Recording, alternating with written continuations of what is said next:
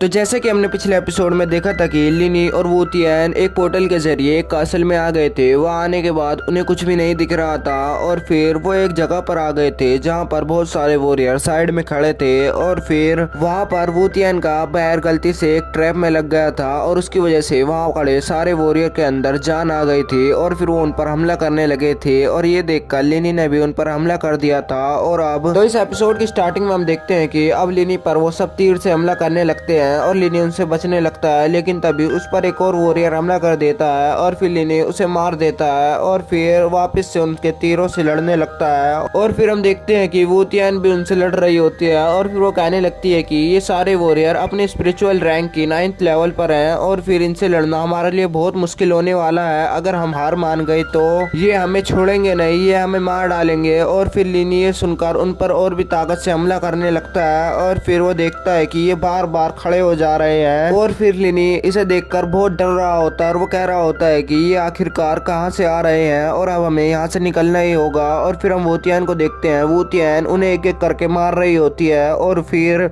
वो लिनी के पास आ जाती है और वो कहने लगती है कि अब हमें यहाँ से निकलने का रास्ता ढूंढना ही होगा। और फिर वो दोनों सीढ़ियों की तरफ जाने लगते हैं और वहाँ जाकर वो देखते हैं कि ऊपर से भी बहुत सारे वॉरियर आ रहे होते हैं और फिर लिनी कहने लगता है कि हमें वहाँ ऊपर चढ़ना होगा, वहाँ पर ये शायद हम पर हमला नहीं कर पाएंगे। और फिर वो तभी उन पर हमला कर देते हैं और फिर लिनी उन सबको एक साथ ही मारकर वू तियान को लेकर उस पर चढ़ जाता है और फिर वो सोचने लगता है कि अब ये यहाँ पर नहीं आ पाएंगे। और फिर हम देखते हैं कि वो सारे वॉरियर नीचे ही तलवार बजा रहे होते हैं और उनका नीचे आने का इंतजार कर रहे होते हैं। और फिर ये देखकर वू तियान कहने लगती है कि हमें यहाँ से निकलने का रास्ता तो ढूंढना ही होगा। और फिर तभी वहाँ पर भूकंप आने लगता है और फिर वो सारे वॉरियर एक जगह पर जा रहे होते हैं और फिर वहाँ पर लिनी की सिस्टम उससे कहने लगती है कि यहाँ पर बहुत डेंजर है, तुम यहाँ से चले जाओ। और फिर ये सुनकर लिनी वू तियान को लेकर आगे बढ़ने लगता है, लेकिन वो पावर लिनी और वू तियान को भी अंदर खींच लेती है। और फिर वो देखते हैं कि वो एक जगह पर आ गए होते हैं और वहाँ पर चारों तरफ बर्फ ही होती है।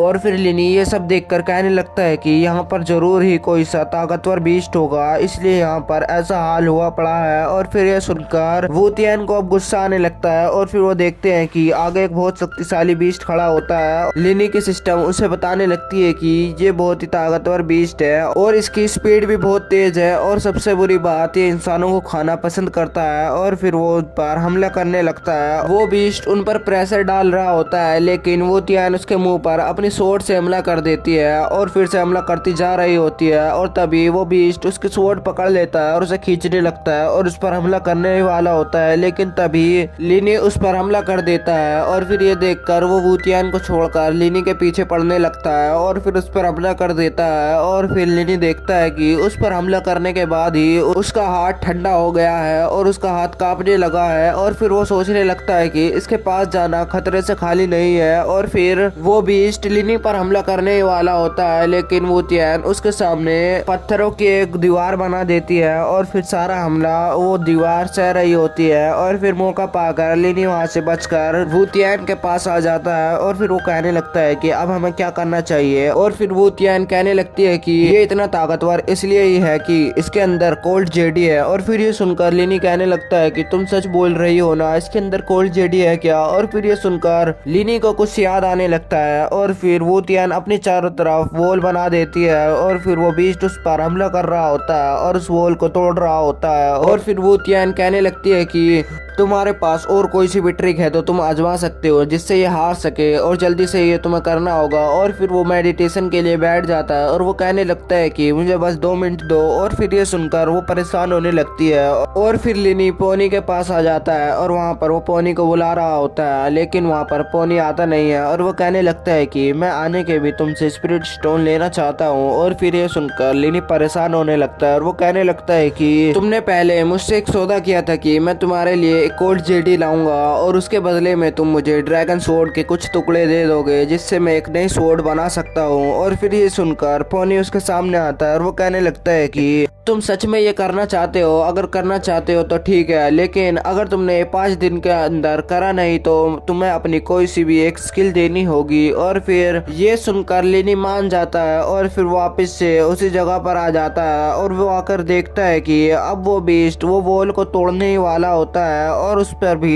आइस का असर पड़ रहा होता है और अब वो बीस्ट उस शील्ड को तोड़ देता है और फिर इसकी वजह से वुतियान के मुंह से खून निकलने लगता है। लेकिन लिनी अब उस पर हमला करने लगता है और फिर वो 2 इलेक्ट्रिक मशीन को उसके मुंह में फेंक कर मारता है और फिर वो उसे खा जाता है और फिर उसे उससे ज्यादा कुछ फर्क नहीं पड़ रहा होता है। और फिर लिनी कहने लगता है कि आखिरकार ये मशीन कितना टाइम लेगी और फिर तभी उसको कुछ होने लगता है और फिर उसको करंट लगने लगता है और फिर उसमें से बहुत सारी शक्तियां निकल रही होती हैं और ये देखकर लिनी उस पर हमला करता जा रहा होता है और अब लिनी उस पर आखिरी वार करता है जिसकी वजह से उसके अंदर से और भी ताकत निकलने लगती है और फिर वो एक तरफ शांत हो जाता है और फिर से वो उस पर हमला कर देता है और लिनी को कुछ समझ नहीं आता कि ये अब तक मरा क्यों नहीं है। और फिर वुतियान उस पर हमला करने लगती है और फिर अपनी शक्ति से उसको हवा में टांग देती है और फिर से वो लिनी को बचा लेती है और फिर से वो उस पर हमला कर देता है और फिर उन दोनों को दूर फेंक कर मारता है और अब वो उससे डरने लगते हैं और फिर वो बीस्ट उन पर फिर से हमला कर देता है जिसकी वजह से वो एक दीवार से टकराते हैं और वो दीवार भी टूट जाती है और फिर वो दूसरी तरफ आ जाते हैं और फिर वो बीस्ट उनकी तरफ उन्हें मारने के लिए आगे बढ़ रहा होता है और फिर यहीं पर ये एपिसोड खत्म हो जाता है।